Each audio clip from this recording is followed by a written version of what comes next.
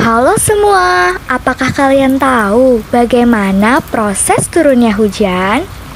Yuk kita cari tahu bersama.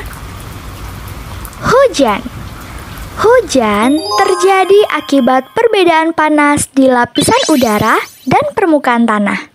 Semakin tinggi ke atmosfer, maka udara panas semakin dingin. Akhirnya, uap air yang mengembun mulai membentuk awan, lalu turun menjadi hujan. Nah, hujan ini sangat penting loh untuk kehidupan sehari-hari. Salah satunya untuk membantu petani menyuburkan sawahnya. Namun, jika hujan terus-menerus terjadi, dapat mengakibatkan banjir dan tanah longsor. Sebelum belajar tentang proses turunnya hujan, kita harus tahu dulu mengenai siklus air.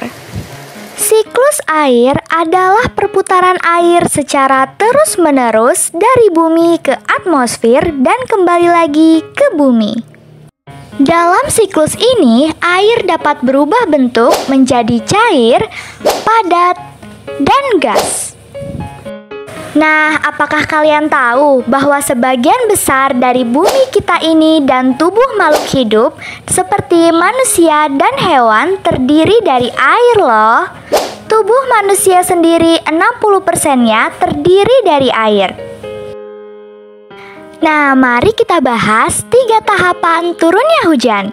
Yang pertama, evaporasi.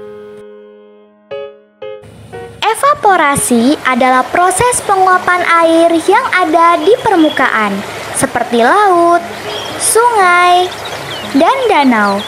Penguapan ini terjadi karena adanya suhu panas dari bumi. Transpirasi. Selain air di permukaan, tumbuhan juga dapat mengalami penguapan air, yaitu dari celah stomata. Dan proses ini sama dengan proses evaporasi. Kondensasi. Kondensasi adalah proses di mana uap air hasil penguapan atau evaporasi dan transpirasi naik ke atmosfer. Kumpulan uap air yang terkondensasi akan membentuk awan. Awan yang baru terbentuk akan berwarna putih. Tapi, semakin lama jika banyak uap air yang terkondensasi, warna awan akan semakin gelap. Warna gelap ini dikarenakan cahaya matahari tidak dapat menembus awan. Presipitasi. Semakin lama, awan semakin tebal dan berat, tidak lagi mampu menahan berat air. Akhirnya, air turun ke bumi dalam bentuk hujan. Pembentukan awan paling banyak terjadi di atas laut. Hal itu memungkinkan terjadinya 3 siklus air, yaitu siklus pendek.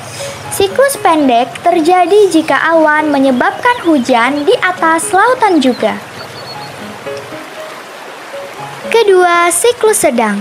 Siklus sedang terjadi jika awan berpindah ke daratan karena terdorong oleh angin.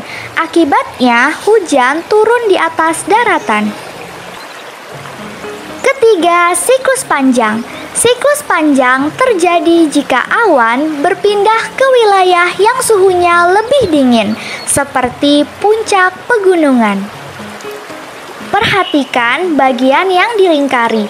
Air hujan yang turun dari tempat yang lebih tinggi ke tempat yang lebih rendah disebut infiltrasi.